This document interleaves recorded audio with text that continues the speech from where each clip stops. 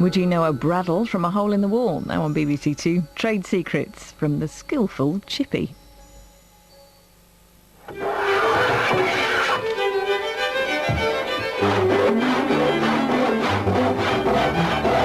Hi, my name's Danny and I'm a chippy.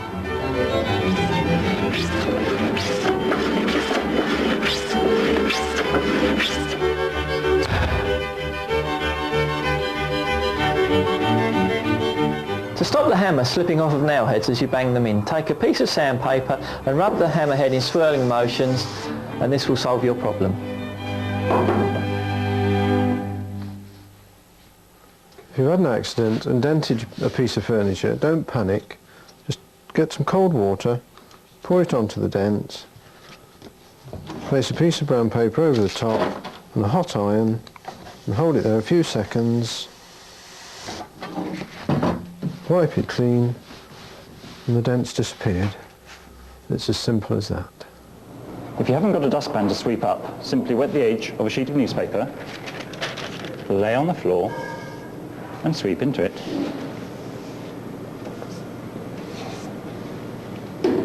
Then fold up and throw away.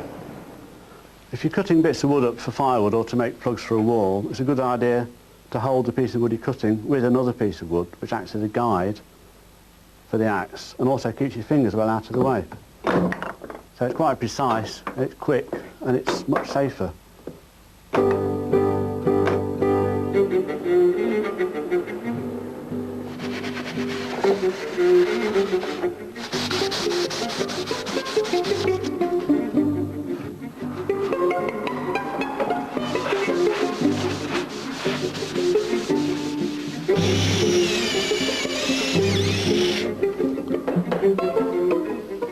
When drilling a piece of wood, you often find you get splinters on the back.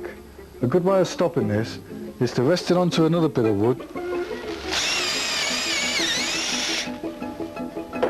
drill through, no splinters, easy.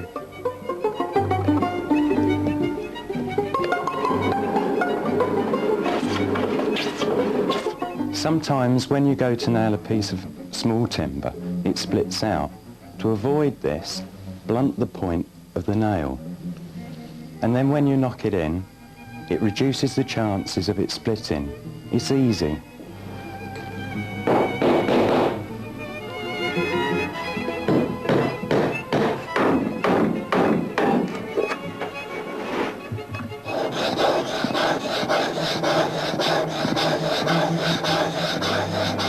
If you're putting up tunnel and groove, a good tip is not to put the nail in the face of the wood where it will be seen, but to nail the nail into the tongue, and then when you push the groove over, it would hide the nail. If you've got a door that's sticking, take a piece of sandpaper, lay it on the bottom, underneath, move the door across it a few times. It runs easy, it's as simple as that. When hanging a pair of doors, you often find you get an uneven gap. If you get a batten or a decorative strip and pin it to one of the doors, it covers the gap up. Easy. To cut a piece of wood to match a wall which has a bulge in, the thing is to present the piece of wood in the position it's going to fit, then to draw along it, keeping a pencil away from the wall with the thickness of your fingertip.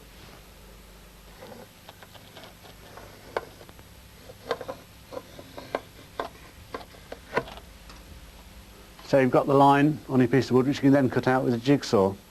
The golden rule of carpentry is marking your wood accurately, and the only way to do this is to make sure that you've got a sharp pencil at all times.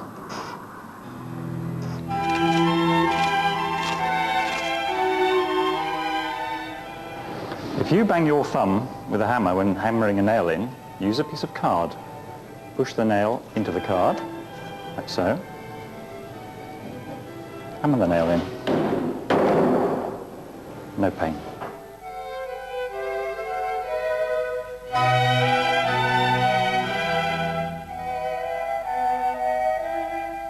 To avoid marking the wood when pulling nails out, put a block of wood under the hammer, like so, pull the nail out, and this will avoid damaging the wood. Easy as ABC.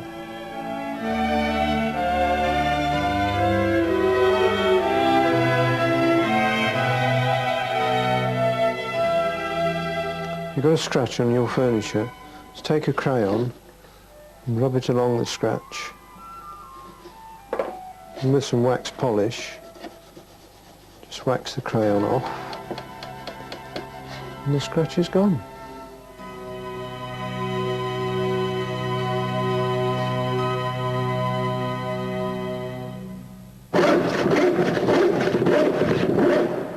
If you find your saw keeps sticking, take an ordinary household candle and wax both sides of the saw with it. And then you will find it cuts much easier.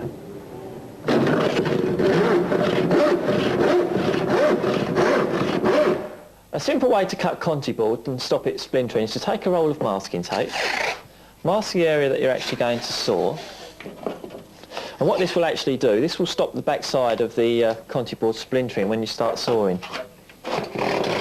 Another useful tip is if you've got a sweet tooth like me, you save all your lollipop sticks. They're useful for gluing in awkward places and keeps it off your fingers, and they're just ideal.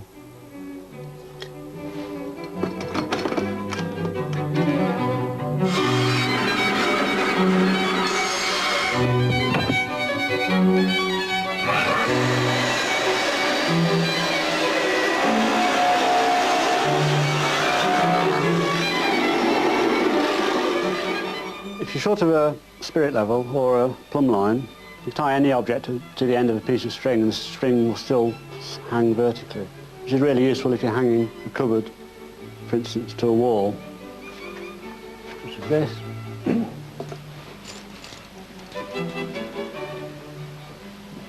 And once the thing stops swinging, you can see whether the thing's plumb or not.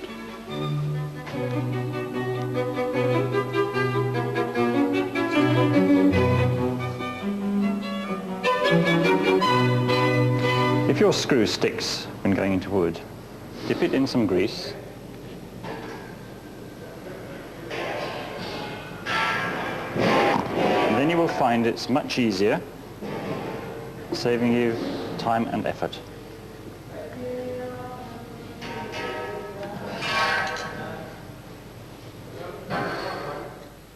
Also, another useful tip is if you've got small holes in the wood, take some glue and some wood dust, mix them together and fill the holes, and when it's dry it'll be the same colour.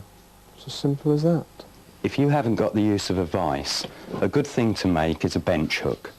A strip of wood along this side, a strip of wood along there.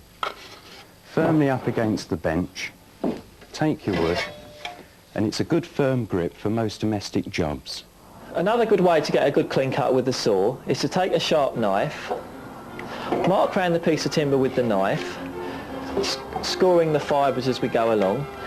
Make sure that all the four corners actually meet as you scribe round, and what this will actually do, this will actually stop the timber from splintering on the back side when you start your saw cut. Take your saw, start the cut, perfect.